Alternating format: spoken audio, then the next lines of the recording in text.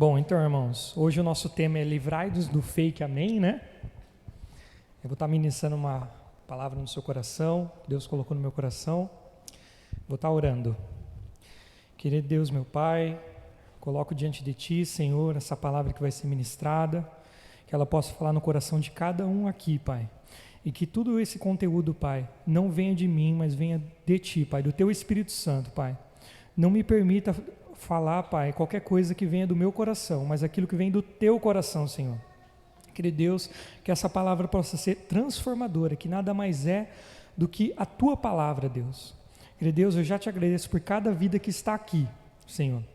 E que a gente possa ter uma noite muito gostosa na Tua presença. Amém. Amém. Ficou muito mais bonito agora, hein, gente?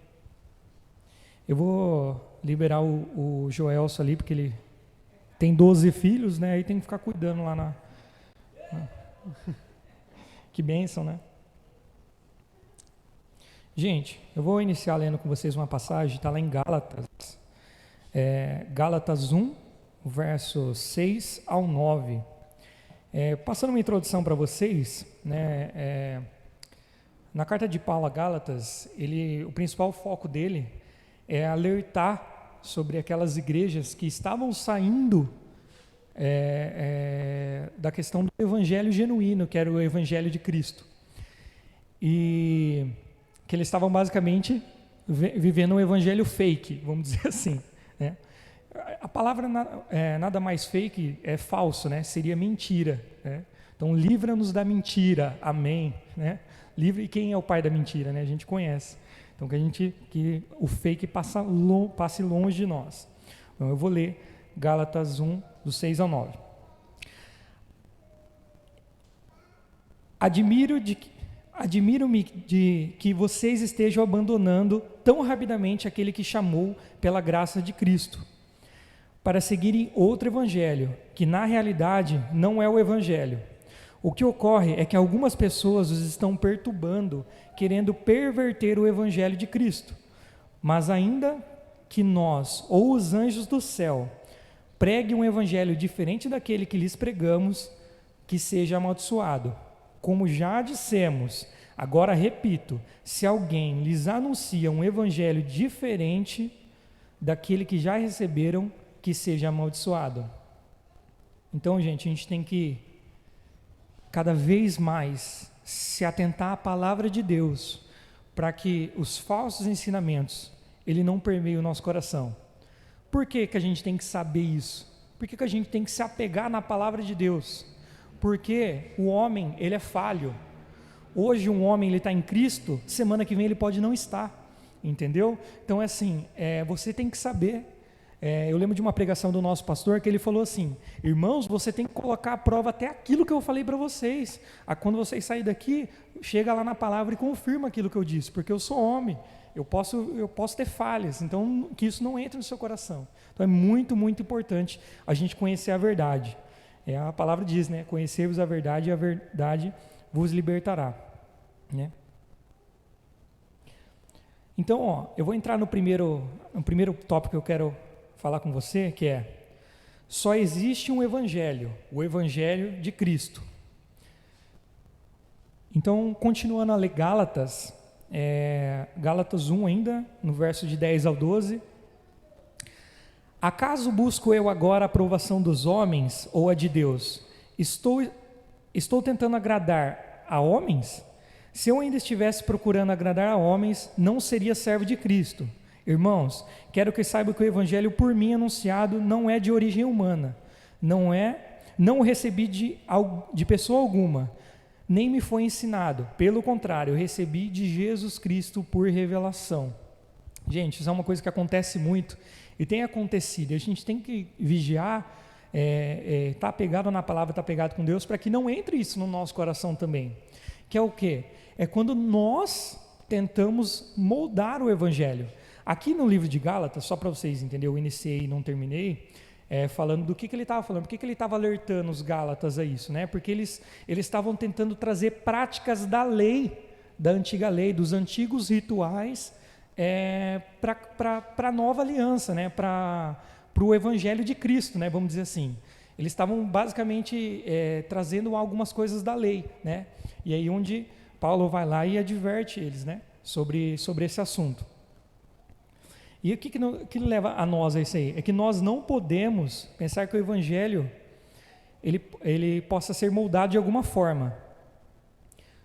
Então, assim, não existe o evangelho do Oscar, não existe o evangelho do Henry, ou o evangelho do Samuel, não existe o evangelho da Igreja da Paz, não existe o evangelho da Presbiteriana, da Assembleia, não existe o evangelho. Existe o evangelho de Cristo, ele é só um evangelho. A verdade é que nós temos que se moldar a ele, e não nós moldar a ele ao nosso gosto, na verdade. E tem acontecido isso muito, né? A gente tem visto igrejas permitindo muitas coisas, né? Não criando julgamento sobre elas, né? Mas a gente tem que tomar cuidado para entender o que a palavra mesmo nos diz, né? E também, por que a gente tem que estar pegado para a palavra? Para a gente não desviar desse caminho, né? Igual a gente tem que entender que a gente é passível de erro. Então, se eu não estou apegado à palavra, eu vou acabar desviando. Então, gente, seguindo aqui Gálatas 2, no verso de 20 ao 21, ele diz assim, fui crucificado com Cristo, assim já não sou eu quem vive, mas Cristo vive em mim.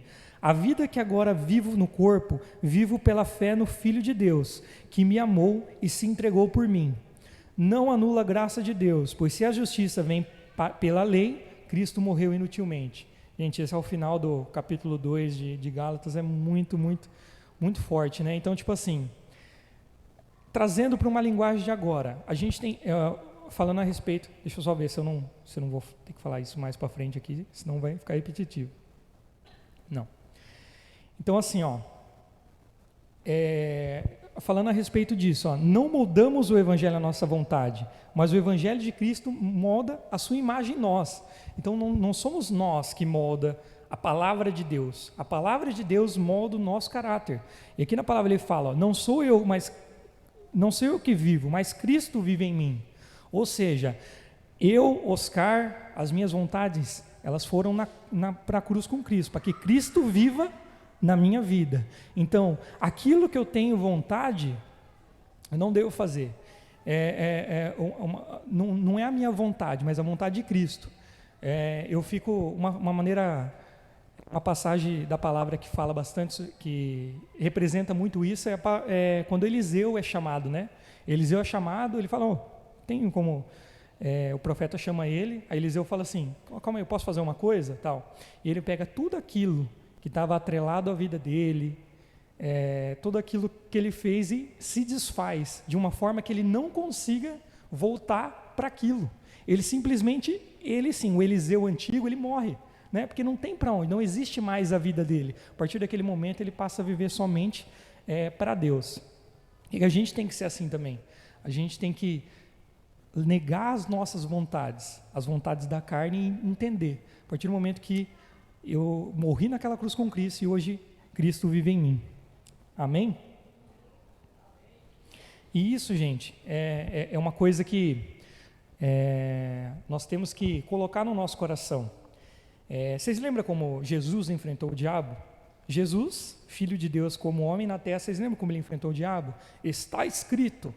Está escrito. Então, se até Jesus ele enfrentava o diabo dessa forma, às vezes a gente fica muito a respeito da palavra assim, eu acho disso, eu sinto que é isso, mas eu acho que é isso aqui. Gente, a palavra de Deus ela é muito completa, ou não é verdade? Quando a gente for argumentar, até uma dica para vocês, argumentar com algum irmão, ou argumentar em algum lugar, falar do evangelho, a gente tem que procurar, será que esse eu acho é alguma coisa que vem de mim? Porque se está escrito, eu não acho. Eu falo, está escrito, mas lá na palavra de Deus fala isso. Não é verdade? Então que a gente possa largar esse eu sinto, eu acho. Não, está escrito. Lá na palavra de Deus fala isso. Está escrito isso. Ou não é? Que aí a gente vai ver o poder de Deus realmente. A gente tá se negando ao que achamos nos nossos gostos, está colocando a vontade de Deus, a palavra de Deus. E, gente, é transformador. Se a gente quiser ganhar pessoas para Jesus, e a gente deixa de lado o eu acho, e a gente começa a falar, está escrito. Jesus é isso aqui, que está escrito na palavra de Deus. Olha só, olha só. Não é verdade? Amém.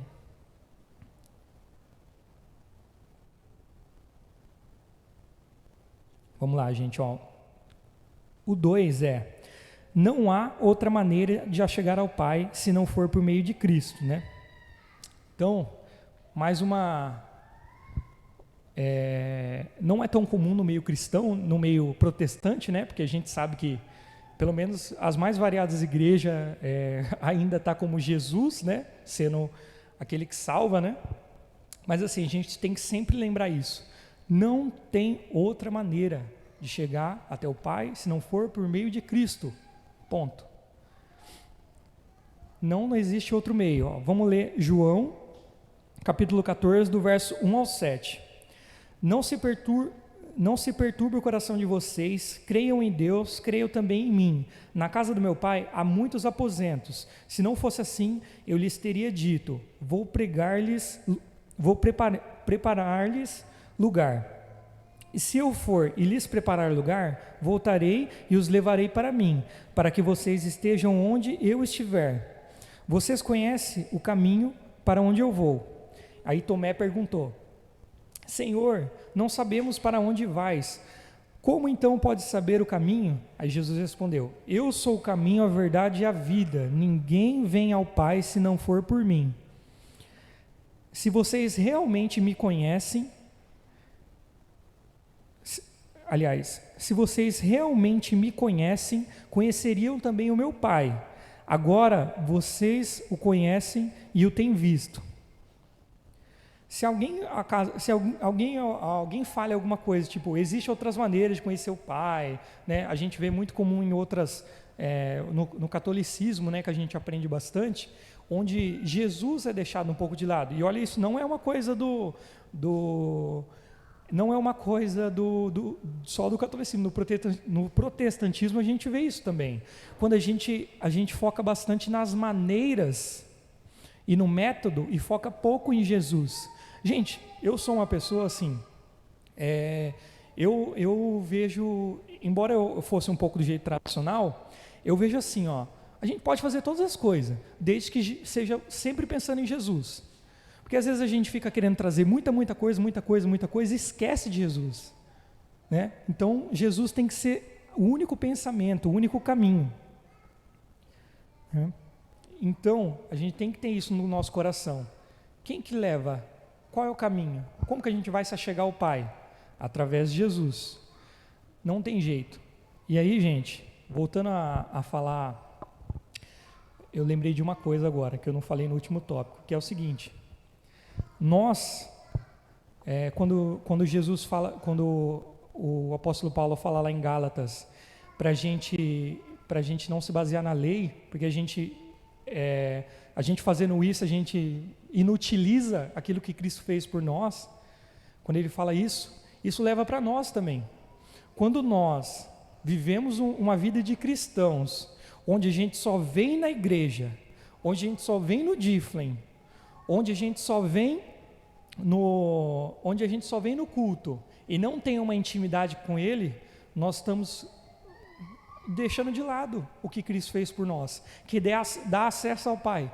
Já parou para pensar que a gente está vivendo o Antigo Testamento fazendo isso? Onde a gente recebe de Deus por meio de uma pessoa? Quando Jesus morreu para nos dar acesso, para libertar nós dos pecados e também dar acesso livre ao Pai por meio dele? Não é verdade? Então, quando eu venho aqui e o meu Jesus, ele é através da vida do Henry, o meu Jesus é através da vida do Samuel, o meu Jesus é através da vida do Gabi, né? O que eu estou fazendo? Jesus morreu para que nós tivemos acesso a Ele, ao Pai por meio dele. Isso já nos leva ao terceiro tópico. Temos livre acesso ao Pai. Aí eu vou dar um exemplo de uma orquestra. Gente, eu acho que isso está muito relacionado, eu entendo que isso está muito relacionado quando Jesus fala assim, quando fala aquela palavra de Jesus que ele fala, e muitos chegarão e dirão: Senhor, Senhor, eu curei pessoas em seu nome, eu preguei o evangelho, eu expulsei demônios, e Jesus fala assim: apartai-vos de mim que eu não vos conheço. eu entendendo essa palavra, oh meu Deus, como que pode acontecer isso? A pessoa curou alguém e Jesus não conhece ela, como que vai fazer isso? Né? Como que essa pessoa teve esse poder? E aí é onde que eu vejo essa questão dessa cultura, que é da gente não ter o contato com o Pai. Às vezes e eu falo colocando a minha vida nisso, às vezes a gente pode estar muito dentro da igreja, fazendo várias coisas, mas e a intimidade com Deus? Né? Uma coisa que eu aprendi agora recentemente, eu falo bastante assim, vou entrar na presença de Deus, entrar na presença de Deus. A gente tem que ter o pensamento que a gente nunca saiu dela. Né? Quando a gente pensa que a gente nunca saiu dela, que Deus está presente ali, que o Espírito Santo está em nós, a partir do momento que a gente entregou a nossa vida para Jesus, a gente tem que ter aquele temor em tudo que nós fazemos, né? Porque Deus está ali, todo momento com nós, através do Espírito Santo. Então, um exemplo de uma grande orquestra.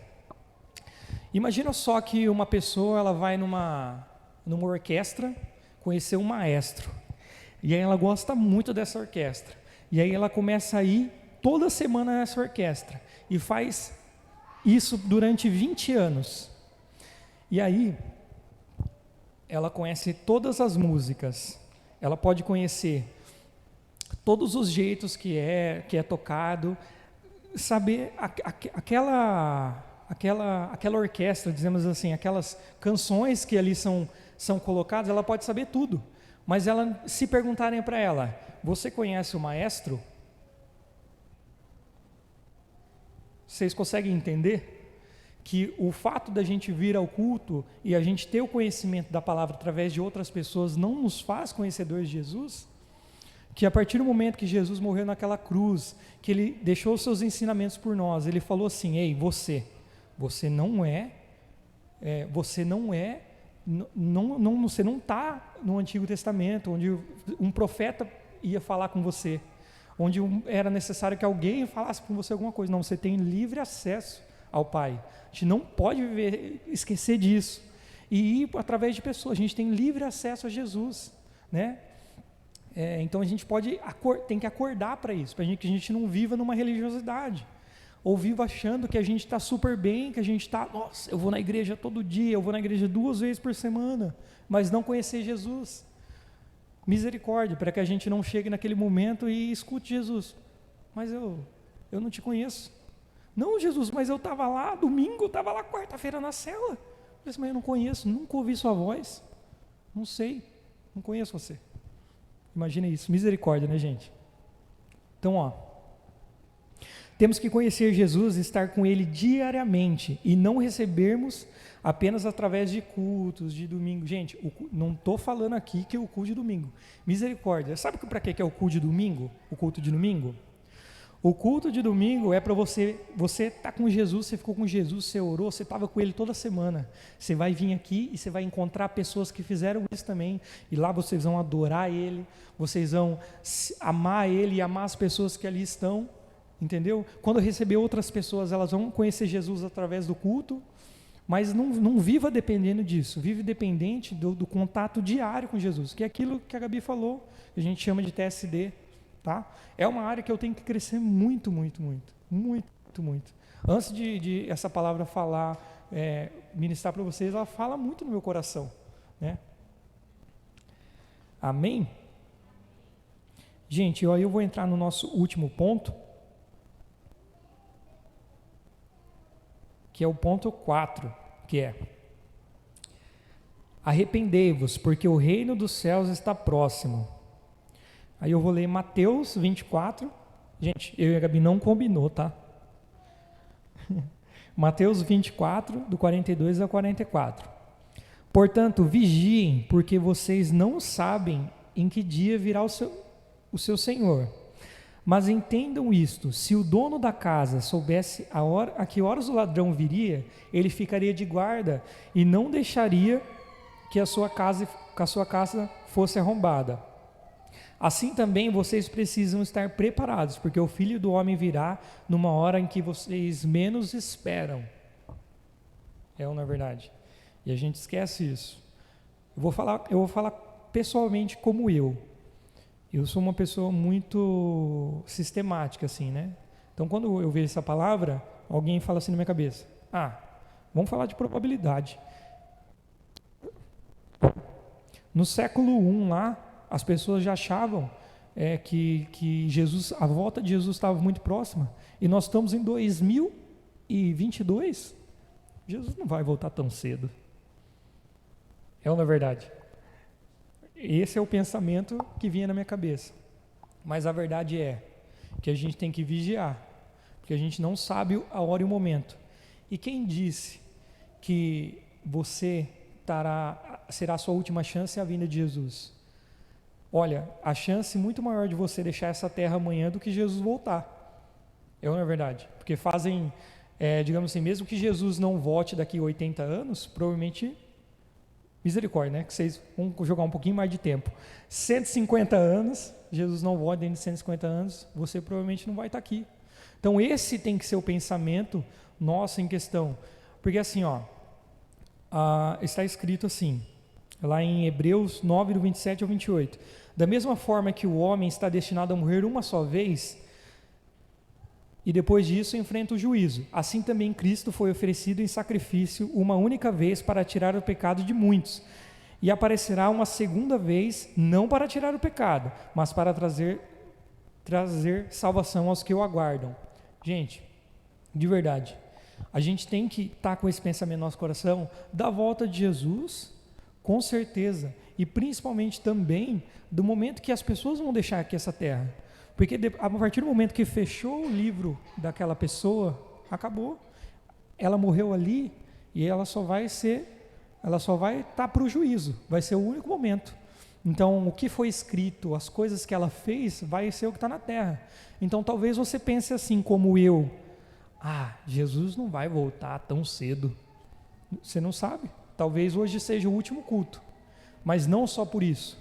Às vezes você fica assim, eu não vou eu tenho todo o tempo do mundo para pregar para aquele rapazinho que está lá do meu lado, eu tenho todo o tempo do mundo para falar de Jesus, né? Ainda é cedo, tal, mas a gente não sabe o dia de amanhã.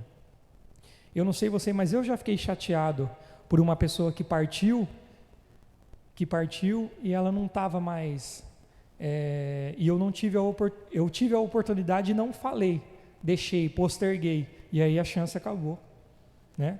Então, a volta de Jesus, ela acontece para quem já deixou essa vida. A gente tem várias vertentes assim, tal, falando a respeito disso, mas de qualquer forma, a partir daquele momento que ela morreu, ela não está mais aqui entre nós. Se vai ser só no juízo que ela vai ser executada, se ela já foi no céu e foi julgada, independente, ali é o fim para ela, e depois só vai vir o juízo, não tem mais chance. Então, por isso que nós temos que queimar no nosso coração, nessa questão de falar de Jesus para as pessoas, nessa questão de vigiar, de estar preparado para a volta de Jesus, ou para o fim do ciclo do irmão aqui na terra, ou de nós mesmos. Às vezes a gente fala assim, nossa, tá de boa, eu vou ficar esse tempo aqui, eu vou na igreja, aí eu volto para a igreja daqui uns 10 anos, última semana dela aqui nessa terra. Então, gente, a gente tem que estar vigiando o nosso coração. Não deixe permear no seu coração essa coisa. Jesus não vai voltar tão cedo, não. Jesus vai voltar só quando a palavra foi pregada em todo o mundo, tal. Tá bom, mas existem pessoas morrendo sem saber de Jesus. Existem pessoas que se encerra o ciclo dela, o livro da vida dela, aliás, o livro dela, a história dela já foi, e aí não tem mais chance. Então, por isso que a gente tem que vigiar, gente, na nossa vida e por isso também com a vida dos nossos irmãos. Não vamos deixar essas coisas que tá se propagado, principalmente no meio cristão, das coisas porque eu não preciso disso, porque as coisas que têm entrado, né? Casamento homossexual na igreja, tem igrejas que tem líderes que é assim, não julgando o pecado em si, porque o pecado do homossexualismo é o mesmo do sexo antes do casamento, não tem distinção entre um e outro. A diferença é que um está estampado na cara, né? Mas, gente, a gente tem que vigiar, de verdade mesmo. Amém, irmãos? Gente, eu sei que foi uma palavra um pouco mais assim, né? Mas é a palavra de Deus. E se eu disse alguma coisa fora daquilo, gente, por isso vocês têm que ir na palavra. E vai e confirma tudo. Lê o versículo mesmo, lê lá Gálatas, que vocês vão ver. Pega os versículos, que vocês vão ver, confirmar na palavra de Deus mesmo aquilo que foi dito. Amém?